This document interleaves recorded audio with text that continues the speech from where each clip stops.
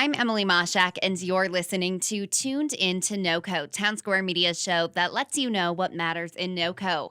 I'm talking today with Lise Harwell, the Education and Enrichment Director at the Matthews House, about the upcoming Be Ready fairs here in Northern Colorado. So thank you so much for joining me today. Great to join you today. Now, before we get into the Be Ready fairs, for those who are unfamiliar, can you tell me a bit about what the Matthews House is? Yes, the Matthews House has been in Larimer County since 2005, and we work with youth and families who are working through different challenges and struggles in their life. So we work with youth who are aging out of foster care, as well as youth who may be involved in the juvenile justice system. We also work with parents who are just working their best to make ends meet for their family or trying to find some better options to help their kids grow and develop the best that they can and be a better parent. So we have a lot of different programs that basically are all family and youth driven. And what brought you to work at the Matthews House? Well, I used to be a teacher before I started working at the Matthews House, and I was looking for a way to affect the community in a slightly different way, and sort of came across the Matthews House without knowing about it beforehand. But I love that we're able to help the whole community in all kinds of different ways. I feel like the work we're doing every day is really impactful, and I can see the families and the kids that are being impacted every day. That's awesome. And like you said, at the Matthews House, you help children who have maybe been in the foster care system or parents who might be struggling with poverty. How prevalent are these issues really in our Northern Colorado community? Yeah, I think there's a lot of families that are struggling that most people in our community don't really know about or don't see. They think that a lot of Fort Collins looks the same when actually there's kind of this population that it's more that people just don't see them or know that they're there. Or sometimes it might be your next door neighbor and you didn't even realize that they're going through something really hard right now in their own family and struggling to make ends meet. Of course, during COVID, it's been an even more interesting time for a lot of families. We did a lot of work this year working with school-age kids since they were doing online school, and a lot of families didn't have any support built into their regular family system to help their kids with that. And so it's just been working with a lot of students and families this year who are both already impacted by poverty beforehand, may have been more impacted by it during COVID. And yeah, I'd say that there are a lot of families that just aren't seen by other people in the community. And how can listeners who are able to help these families, whether through the Matthews House or on their own, what would be your suggestions for them to give back?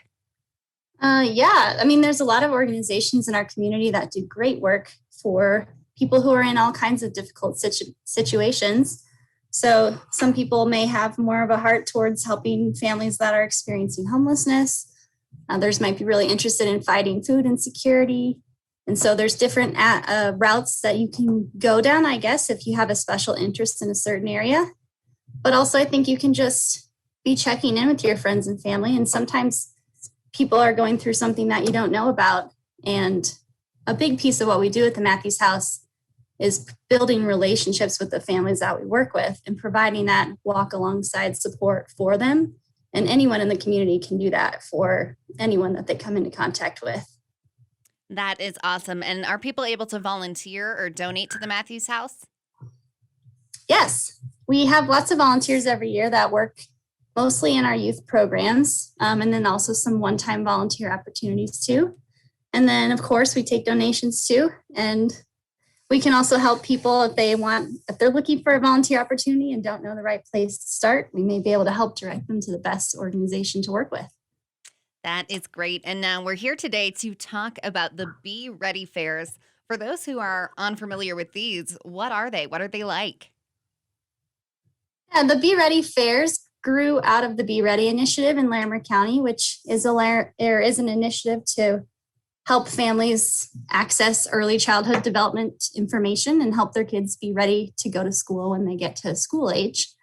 And so they're their goal is just to spread information about the social and emotional learning of young children, their physical well-being and health, as well as language and learning.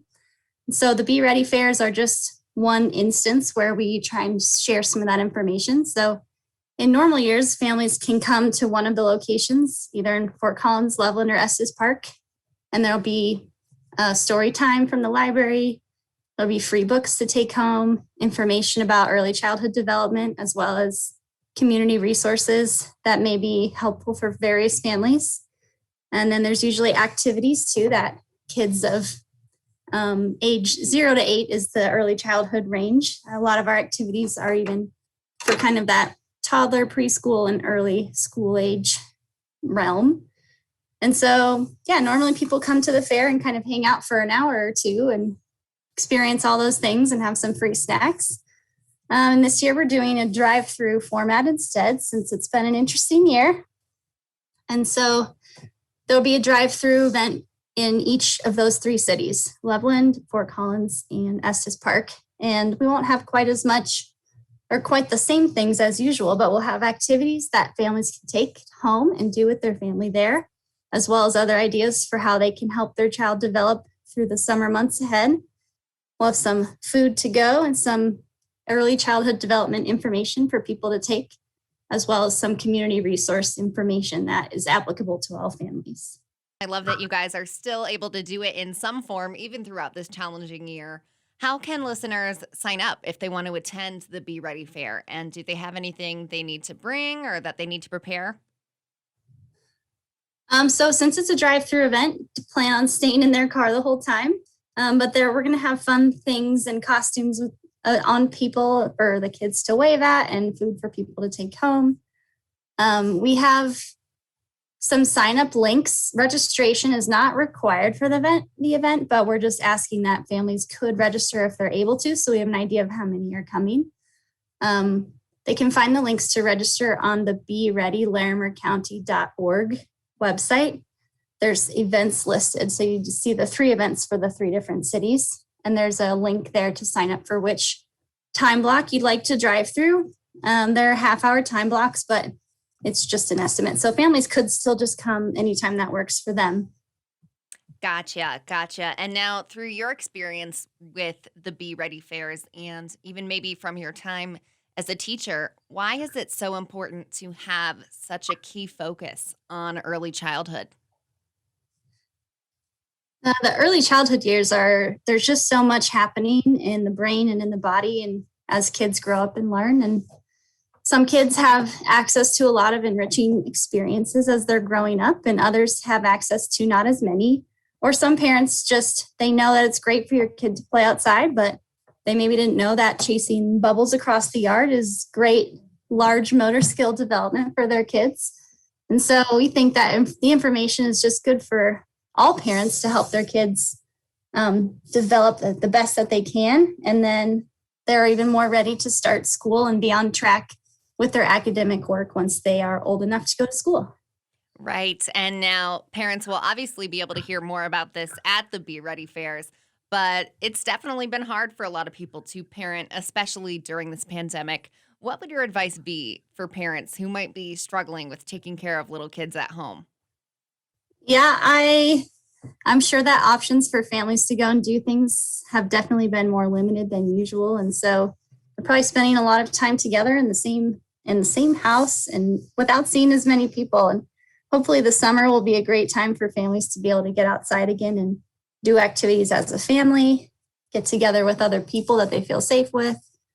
I think there's things that we can do in our own house or in our own parks in the neighborhood, but kind of get into a routine, I suppose. And so finding some new ideas for how to help your child work on all those different areas can be done anywhere. And I'm sure that the extra ideas are helpful for parents to just try something new for their kids.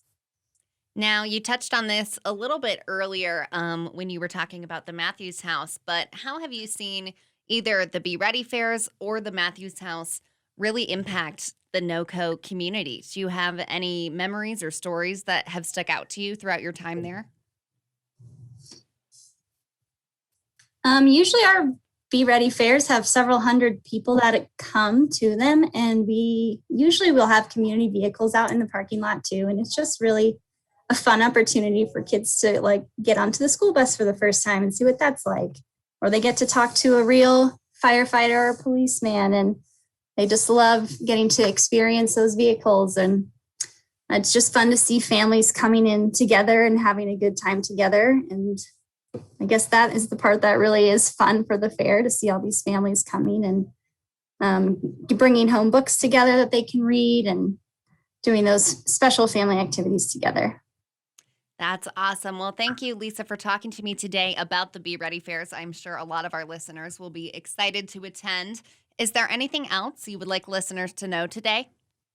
Yeah, we hope you come out and join us at the fairs. And if your family's not able to, you can also access a lot of that development information on the BeReadyLarimerCounty.org website, which is also translatable if you're going on and looking for a different language. And then we partner with a lot of other organizations to make these events happen, like some preschool and early childhood departments with our local school districts, the libraries in each of those 3 major cities. So those are all also great sources of information for parents of young kids too. Awesome. Well, thank you so much, Lisa. Thank you too. Again, that was Lise Harwell, the Education and Enrichment Director at the Matthews House, talking about the Be Ready fairs here in Northern Colorado. Learn more about the Be Ready fairs at BeReadyLarimerCounty.org.